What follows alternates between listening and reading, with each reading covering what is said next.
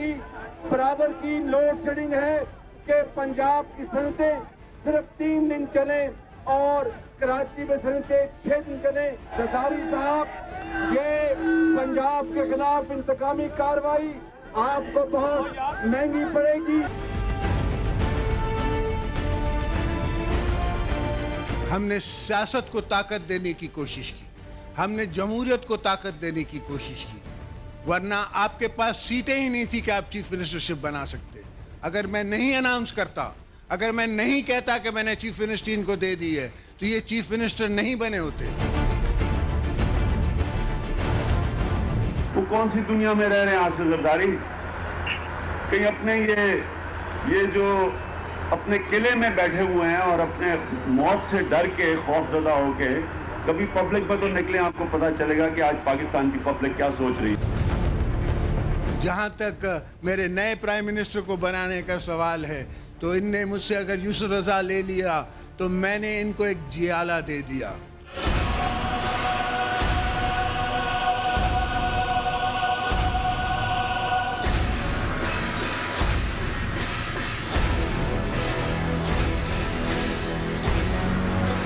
जितनी जनरेशन की हमें ज़रूरत है वो हमारे सिस्टम में मौजूद है, बल्कि हमने अपनी डिमांड एंड सप्लाई को 2010 का भी अभी से उसके लिए जो अपनी हिकमत अमली बनानी है और बना चुके हैं हम। 11 के लिए, 12 के लिए, 15 के लिए 31 दिसंबर 2009 तक तकरीबन 3000 से ज़ायद जो मेगावाट हमारे सिस्टम में आ जाएंगे। फिर लोड शेडिंग नहीं होगी। लोड शेडिंग का खात्मा पाकिस्तान में दिसंबर 2009 में कर दिया जाएगा। दिसंबर 2009 में कर दिया जाएगा। दिसंबर 2009 में कर दिया जाएगा।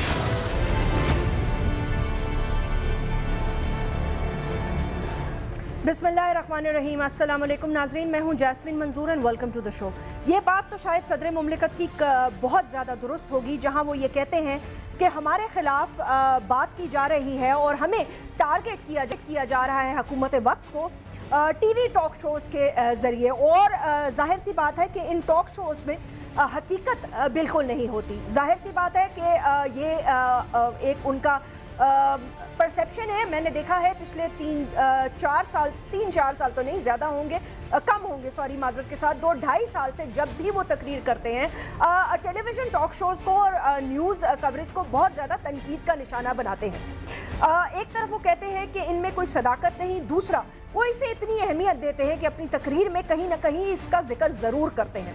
आप जानते हैं कि पाकिस्तान में होने वाली जितनी भी करप्शन है या जितने भी करप्शन के स्कैंडल आए या जितने भी सुओ मोटो नोटिस लिए गए, उसमें से तकरीबन 90% पाकिस्तान की इस टेलीविज़न और आज़ाद मीडिया की जो इंडस्ट्री है इसके हवाले से मंजर आम पे आने वाली तस्वीर को देखते हुए chief justice of Pakistan Iftikhar Muhammad Chaudhry ने वो तमाम चीज़ें उठाईं। बहुत सारे अरबों के करप्शन के स्कैंडल्स में मुलव्वस लोगों को जेलों में भी भेजा, तफ्तीश का आगाज़ भी करवाया और बड़े बड़े ओहदों से लोगों को हटाया भी। उन्होंने तो अपनी कोशिश जारी रखी, लेकिन मुल्क में ऐसा लगता है कि जहां जितनी बड़े वादे किए जाते हैं उतने ही बड़े ओहदे दे दिए जाते हैं। ख़ास तौर पर अगर वो वादे अवाम से किसी भी तरह अगर मैं ये कहूँ कि उनको किसी भी तरह मुकम्मल नहीं किया जाता, पाए तकमील तक नहीं पहुँचाया जाता, या तो हम इसे कहेंगे कि लैक ऑफ गवर्नेंस या गवर्नेंस में इंटरेस्ट ना होना। अब सवाल जो मेरे दिमाग में बार बार आता है वो ये आता है कि पाकिस्तान पीपल्स पार्टी जो अपने आप को अवाम की पार्टी कहती है, जमहूरियत की पार्टी कहती है, और भुट्टो साहब से लेके अब तक जितनी भी मैंने बातें सुनी हमेशा यही कहा गया कि अवाम, रोटी, कपड़ा और मकान हमारी पहली तरजीहात में शामिल है। लेकिन उसके बरक्स जब मैं तस्वीर देखती हूँ मुल्क की, तो मुझे खैबर पख्तूनख्वा से लेके पंजाब जलता हुआ नजर आता है।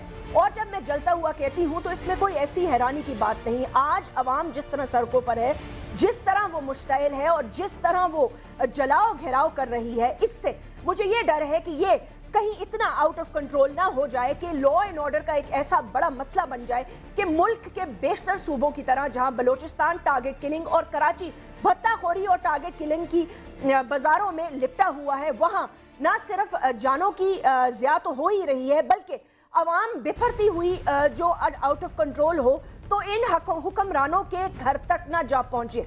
सवाल यहाँ ये भी पैदा होता है कि वजीर जब पानी और बिजली के थे तो उन्होंने ये कहा 3000 मेगावाट जमा कर ली है, 50,000 मेगावाट बना लेंगे, 15 तक के वादे किए, लेकिन कोई वादा पूरा ना होने पर उन्हें वजीर आजम में पाकिस्तान बना दिया गया। अब अगर उनके वादों में कुछ भी सदाकत है तो इस जलते हुए पाकिस्तान की तस्वीर का एक रुख वो जरूर टेलीविजन पर देखते होंगे। देखने के बाद कल उन्होंने वजीर आजम होते हुए सदर मुमलिकत से क्या बातचीत की होगी इस बिजली के बहरान पर, क्या कोई हिकमत अमली भी तैयार की होगी? मुझे नहीं लगता, इसलिए कि कोलिशन पार्टनर्स भी इतने ही अब तंग आ गए हैं। सेनेट से ANP का एहतजाजी वॉकआउट और के गरजते बरजते हुए नारे। इसी तरह पाकिस्तान मुस्लिम लीग काफ का कल डॉक्टर आसिम से और आज भी मुलाकातों का सिलसिला जारी, जो कि उनका कहना यह है कि अगर हमें हमारी डिमांड्स को पूरा ना किया गया तो हम हुकूमत से निकल जाएंगे। दूसरी तरफ पंजाब के चीफ मिनिस्टर खुद आवाम के साथ तमाम घेराव के जो मंजर आते हैं उसके साथ साथ जो एहतजाजी मंजर आते हैं उसमें वो भी शामिल हैं। इसी तरह PTI के लोग भी अब सड़कों पर हैं। सवाल ये पैदा होता है कि अगला इलेक्शन, जैसे सदर आसिफ अली जरदारी कहते हैं, ना हमारा होगा बल्कि पंजाब का चीफ मिनिस्टर भी हम बनाएंगे। अगर हम शहबाज शरीफ को चीफ मिनिस्टर ना बनाते तो वो चीफ मिनिस्टर बनने के काबिल ही नहीं थे। इस वक्फे के बाद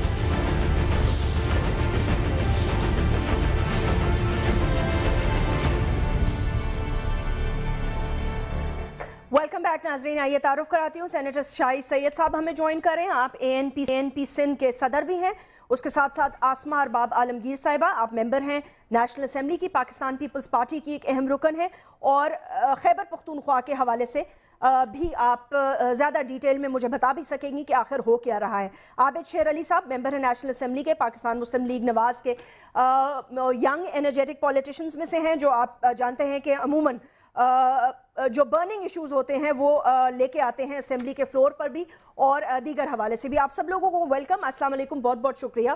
शाहिद सैयद साहब, सबसे पहले मैं आपसे आगाज करूंगी, ये बताइएगा आज सेनेट में ANP ने क्यों वॉकआउट किया? जाहिद खान साहब क्या फरमा रहे थे?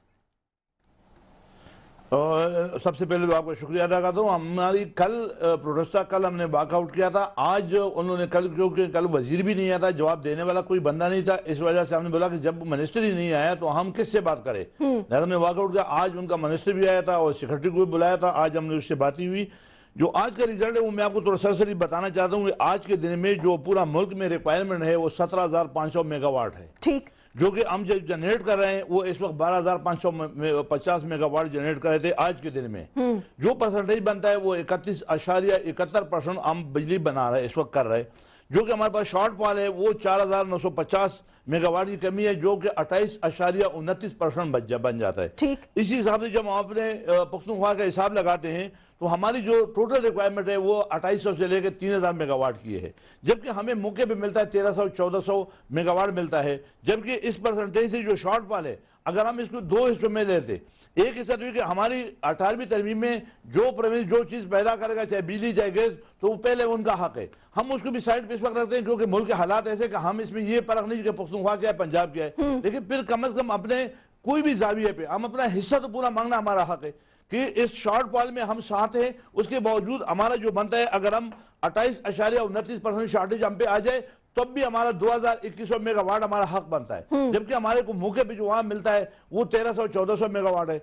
जो इस वक्त हमारे पख्तूनख्वा में जो प्रॉब्लम है, जो रोड ब्लॉक हो रहा है, जो लोग रोडों पे आ गए, तो मैं ही समझता हूँ कि पाकिस्तान पीपल पार्टी की इस कमजोर हुकूमत ने ऐसे बड़े काम किए, जो 18वीं तरमीम है, जो इत्तेफाक राय से अब इलेक्शन कमिश्नर को ले आए। हम चाहते हैं कि इस मुल्क के जो अवाम है उसके लिए भी कुछ काम करके दिखाए। हमने एजुकेशन में बहुत बड़ा काम किया है, लेकिन हमारे सारे अच्छे काम सिर्फ और सिर्फ ये चंद दिनों में इस लोड शेडिंग की वजह से तबाही की तरफ जा रहा है। लिहाजा हमसे अपनी तबाही नहीं देखी जाती है, हमने इसलिए प्रोटेस्ट किया। हम ये चाहते हैं कि खुदारा इसको इंसाफ के तरीके से तकसीम किया जाए, जो हकीकत है वो हमें बताए। मुझे ये जो चीज नजर आ रहा है या जो मुझे बदबू स्मेल जो नजर आता है, वो जो ब्यूरोक्रेसी है, जो एस्टेब्लिशमेंट है, वो हमें चलने नहीं दे रहा है। या आगे जाके हमें ऐसा दागी करना चाहते हैं ताकि अगले वक्त में हमें हुकूमत में कोई अच्छी चांसेस न मिले। आज वो लोग ये बड़ा अच्छा, एक सेकंड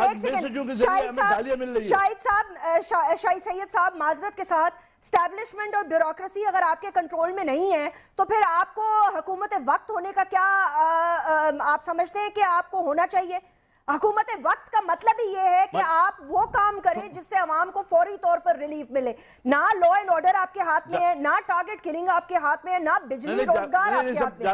आप निकल जाए ना इस हुकूमत से, निकल जाए इस हुकूमत से। सुनो अभी जवाब सुनाओ।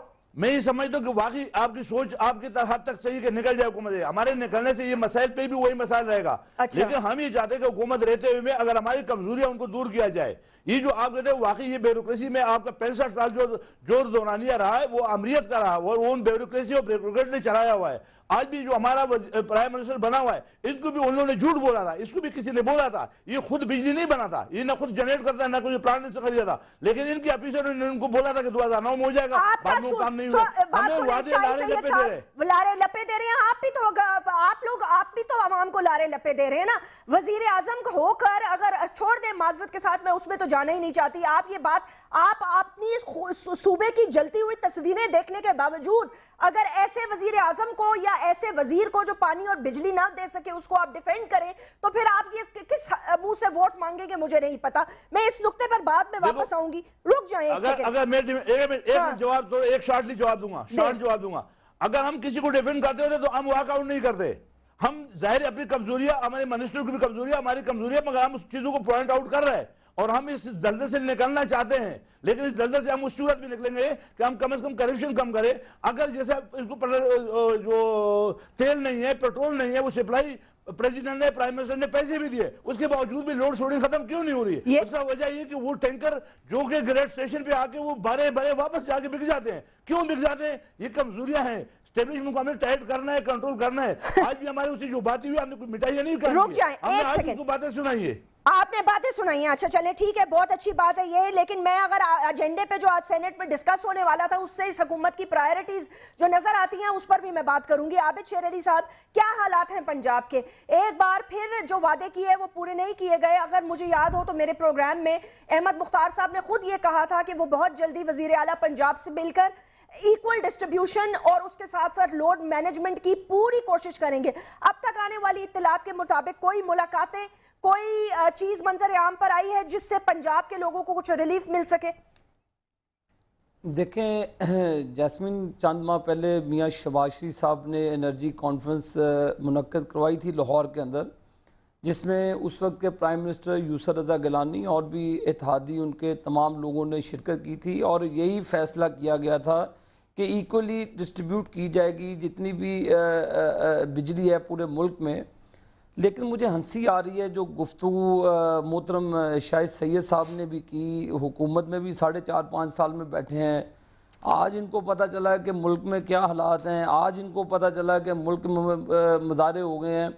अब इनको समझ ये आई है कि इनके लोगों ने उधर उस सूबे में इनके गिरबानों में हाथ डाला है, तो ये पाकिस्तानी बन के सोचते कि जो पंजाब के लोगों का हाल किया जा रहा था, जो पंजाब की सनतों का हाल किया जा रहा था, जो पंजाब के मजदूर, मैं यहाँ पर सूबाइयत के हवाले से बात नहीं कर रहा जैस्मीन, मैं एक एज ए पाकिस्तानी बात कर रहा हूँ कि आपने पंजाब के लोगों को नहीं समझा और आपने हमेशा अपनी ही बात की है।